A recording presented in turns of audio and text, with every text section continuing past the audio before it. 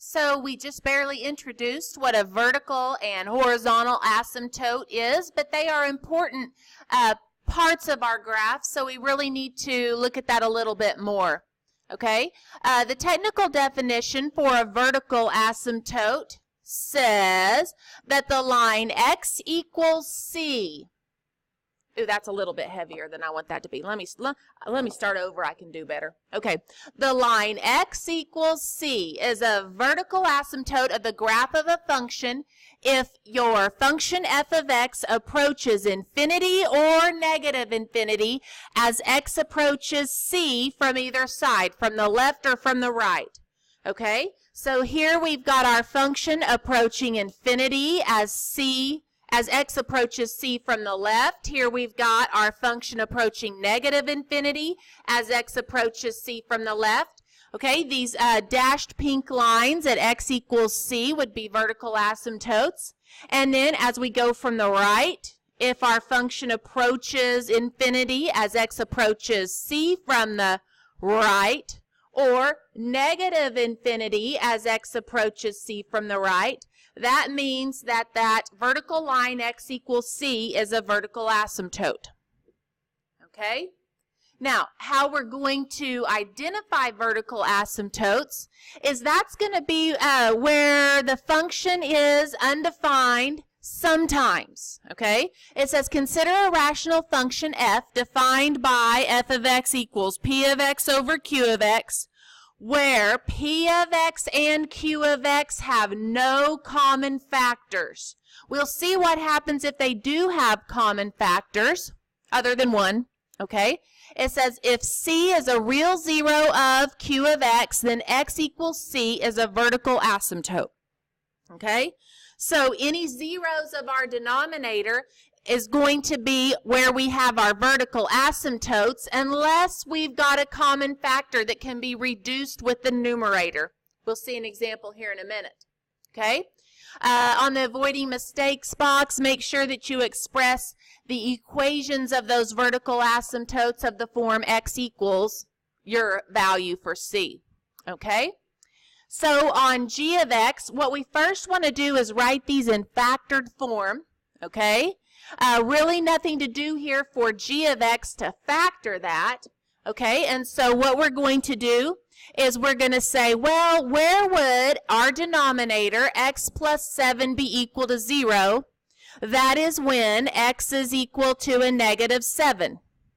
So y'all, you know what we found right there? When we took the denominator and set it equal to 0, we found the equation of our vertical asymptote because we can't reduce anything here.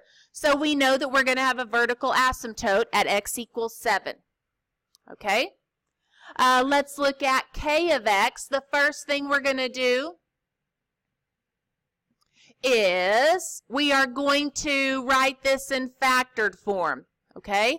I think that 3x squared plus 8x minus 3 might factor. Let me kind of try that. Let me try to get it unfoiled here. We've got 3x times x gives us the 3x squared. We'll also need last times last to multiply to give me the negative 3. Okay, so let me see if I put a plus 3 right here and a minus 1 right there. See what's going to happen. Okay, just mentally foiling that out to see if I factored it correctly. 3x times x is the 3x squared. 3x times 3 is 9x. Inner times inner is minus 1x. Ooh, I'm liking this. Negative 1 times 3 is minus 3. Yeah, that'll give me that 8x term there that I need. Okay, good. Okay, good. So I like that. Now the next thing we do is we step back and we see if there's any common factors that would reduce. No, there's not, because this is x plus 2 in the numerator, and that is not common with either one of these two factors in the denominator. So we are ready to say that our vertical asymptotes are going to be where we take 3x minus 1 times x plus 3 and find the zeros. That's the same thing as solving that equation. So when we're solving that equation, we have a factor times a factor equals 0. So set each factor equal to 0. and solve. So add 1, first of all. So 3x equals positive 1. Divide both sides by 3. So our first vertical asymptote is at the vertical line, x is equal to 1/3. And the other vertical asymptote is the vertical line, x equals -3, when we subtract 3 from both sides. Okay? This one we have 2 vertical asymptotes. On number 22, for this rational function, x to the 4th plus 1, that is prime, and so it won't factor. And so really what we want to do is we want to see if we can find what the zeros of x to the 4th plus 1 would be. And let me go ahead and kind of label that correctly. Okay? Our q of x, that's the denominator. We want to see if there's any zeros. Okay? Now, that's going to be the same thing as any solutions to x to the 4th plus 1 equals 0. I don't know. When we subtract 1 from both sides, a form of that equation is x to the 4th equals -1. And I can't find any real number that I would raise to the 4th power, right, to give me a negative. Yeah, that's not going to happen. If that does happen, it's going to be a non-real, some kind of imaginary, okay? So since we don't have any real numbered zeros, okay, or real numbered solutions to that equation, we would have no vertical asymptotes for this one. Here, our domain of our function would be all reals. We wouldn't have any breaks in our graph, okay, for x values anyway. Okay?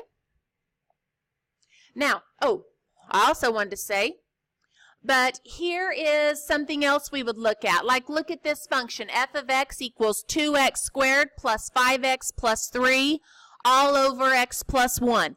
Again, it's important to go ahead and factor, okay, your rational function before we just start saying, oh, we're going to have a vertical asymptote at x equals -1. I know it. Well, no, you're not, okay? Because when we take our function and we write it in factored form here, we see that what we have is a common factor of x plus 1 that will reduce, okay? Those fall out, just leaving us with our function f of x equals 2x plus 3. However, you know that, whoa, I almost cut that off here. You know that for this function, -1 is not in the domain of our function. So what happens is that when x is equal to -1, look right here on this graph, when x is equal to -1, or if we take this function and evaluate it at -1, we get -2 plus 3, which is 1. We're going to have a hole in our graph at -1, 1. And that is what's going on right here. Okay? So we don't have a vertical asymptote because we had common factors that reduced, but also know that -1 is not in the domain. We're going to have a hole in the graph of our function that we will graph, which what we'll concentrate on graphing is this function right here, but with a hole in it. Now, I will tell you that if you put your function up here in the orange box on a graphing calculator, it's just going to look like a solid line. Graphing calculators and any graphing devices will not clue you into the fact that there's supposed to be a hole. So you have to know some things about figuring the domain of a function to make sure that you, when you graph, you insert that hole where it should be, at -1, 1. Okay, so heads up on that.